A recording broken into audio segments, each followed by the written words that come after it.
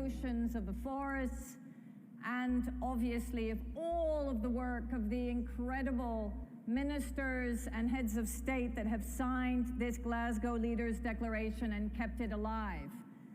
So it's now my esteemed pleasure to welcome our closing speaker, who will wrap up this hour and a half together.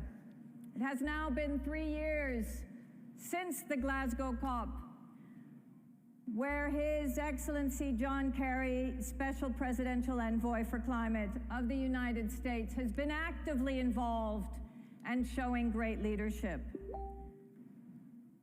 I would like to honor you and bring you to the stage now, Special Presidential Envoy Kerry. Thank you for joining us.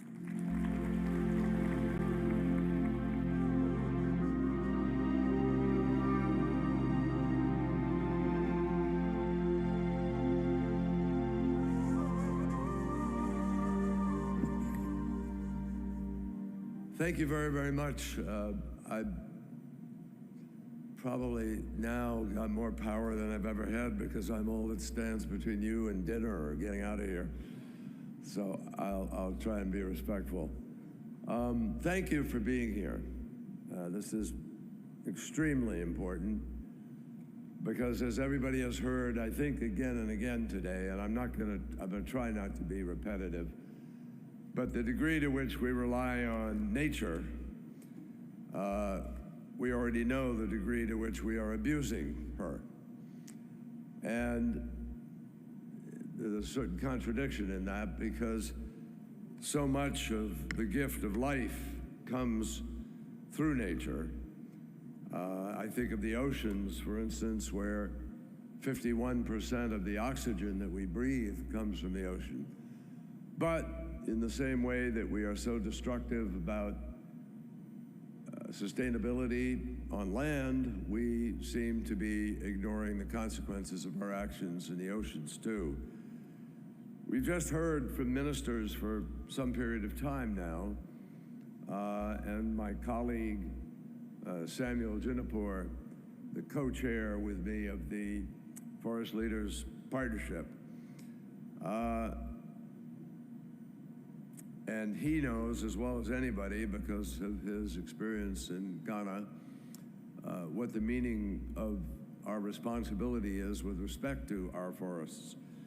But there's no way that we get to keep 1.5 degrees as the limit of the warming of the planet if we do not stop deforestation. The deforestation rate that is taking place today will, notwithstanding all we do for mitigation, all we do to stop emissions, all we do with respect to shipping and the hard-to-abate sectors, steel, you name it. If we don't stop deforestation, we will destroy the lungs of the planet, they have been called, and the ability to be able to contain massive amount of carbon.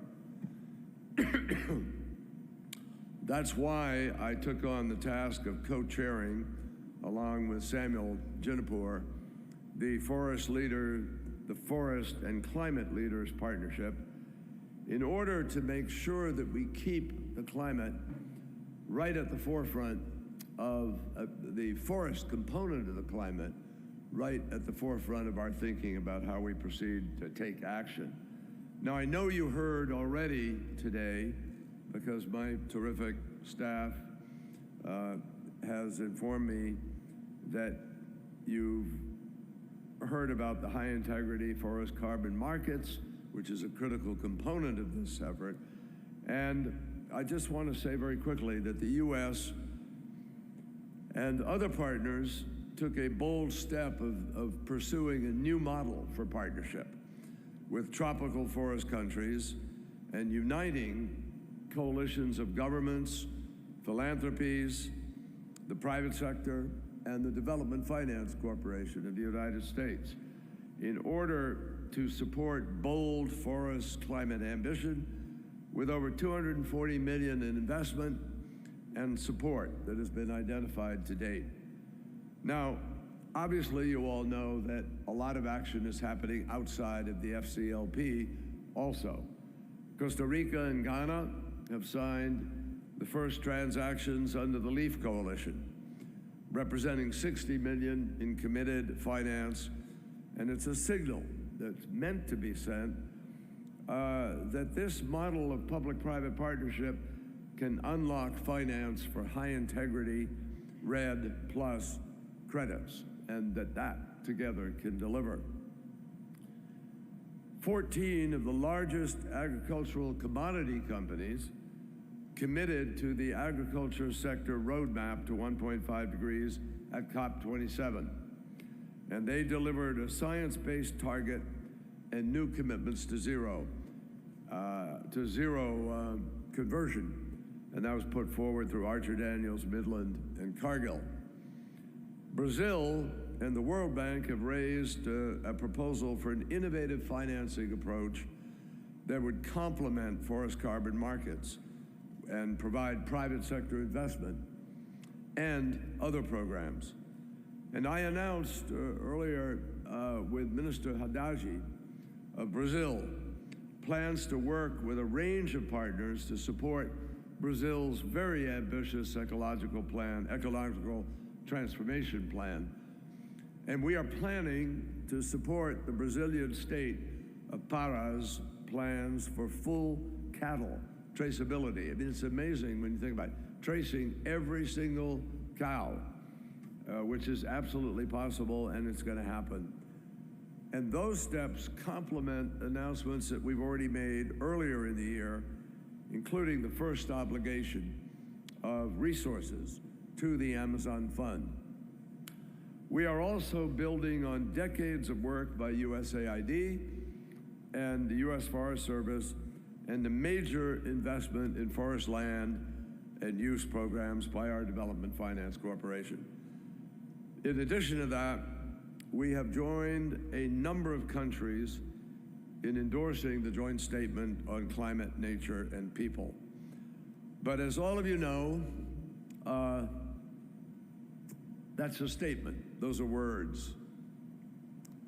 And the money that I just announced, in the millions, but only beginning to scratch the surface of what we need to do.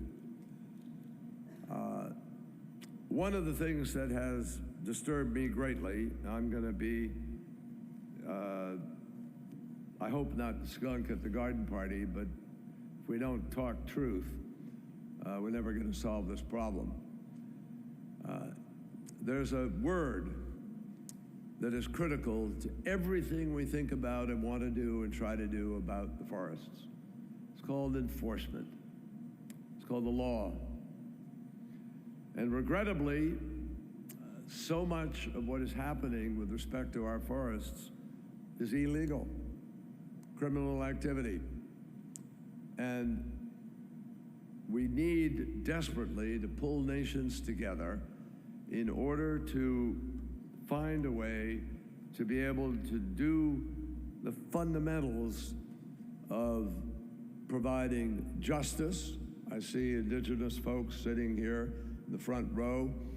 They know better than anybody with the disappearances that take place, the lack of accountability for life itself in the forest, the degree to which indigenous peoples' views about how to manage it are discarded, or the degree to which indigenous peoples are simply abused by the process. And what, 25 million or so in the Amazon alone. I've watched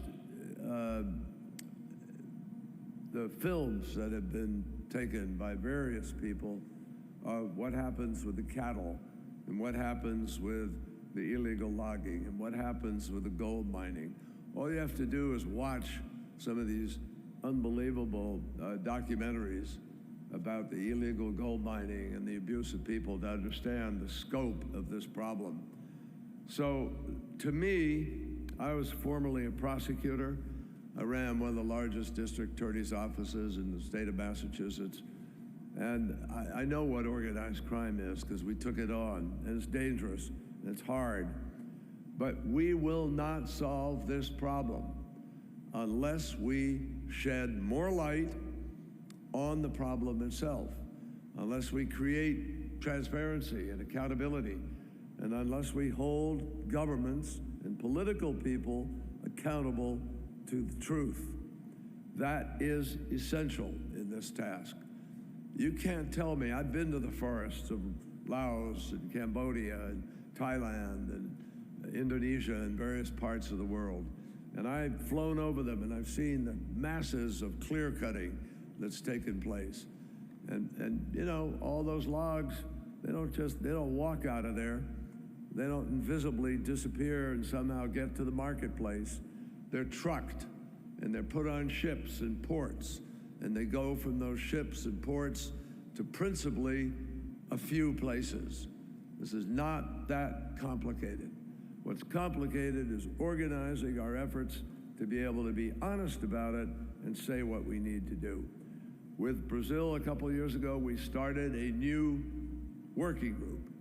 And for our point of view, that working group involves every department of our government that has anything to do with enforcement, from the Defense Department to the State Department to the Treasury Department to the FBI to the DHS, Homeland Security.